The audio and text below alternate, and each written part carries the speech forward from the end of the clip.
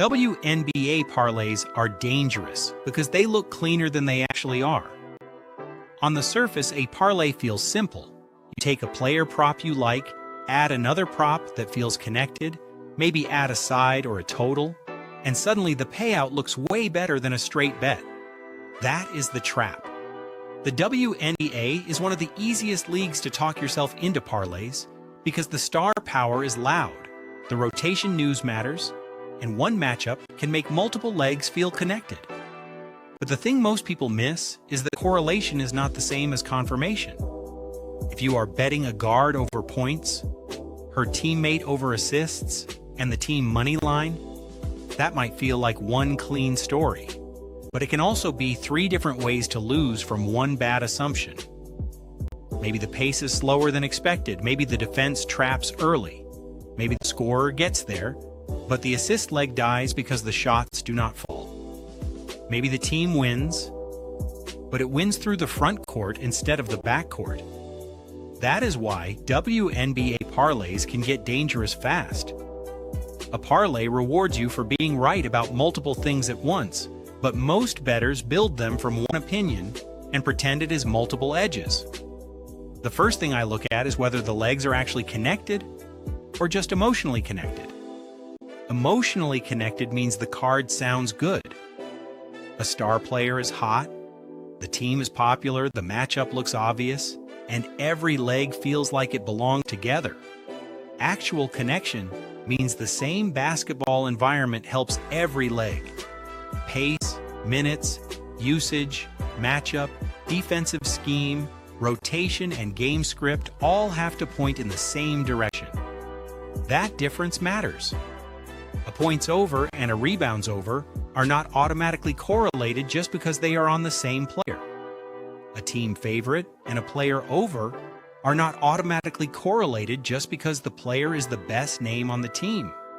A popular narrative can make a parlay feel smarter than it is. This is where ParlAI comes in. ParlAI is built to break that surface-level logic. You can choose the AI model you want to use, and it checks the pick against live context, current stats, matchup details, market movement, and what is actually happening around the game. The goal is not just to make the card sound confident. The goal is to catch the weak leg before it ruins the whole thing. And this matters even more with parlays, because one weak leg does not just hurt the bet, it kills the bet. Parlay also reflects on losses, which is huge for parlay building. If your same type of leg keeps losing, it can help identify the pattern. Maybe you keep adding a popular player prop with bad price. Maybe you keep stacking legs that sound correlated but are fighting each other. Maybe you keep forcing one more leg because the payout looks better.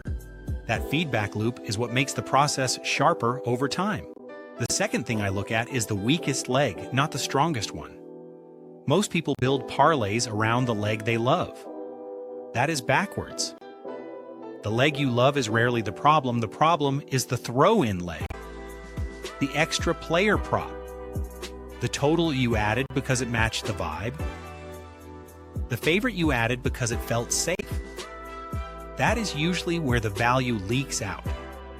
If you cannot explain why every leg belongs on the card, the parlay is probably too loose. The third thing I look at is line movement. In WNBA betting, lines can move fast because the market is smaller, and rotation news can matter a lot. If a prop opened at a good number and moved hard, the bet might still hit, but the edge may already be gone. A parlay built from stale numbers can look strong on paper while being overpriced in reality. That is why I do not just ask, can this win? Almost anything can win. I ask, is this still worth betting at this price? The fourth thing I look at is roll stability. In the WNBA, minutes matter. Usage matters. Foul trouble matters. Bench rotations matter. Some players have roles that are extremely stable, and some players can swing hard based on matchup, game script, or coach decision. If you are parlaying multiple player props, you need to know which legs are built on stable opportunity and which legs need a very specific game to happen. The fifth thing I look at is conflict between legs. If one leg needs a fast game and another needs a slow one, that is not a smart parlay. That is two bets fighting each other.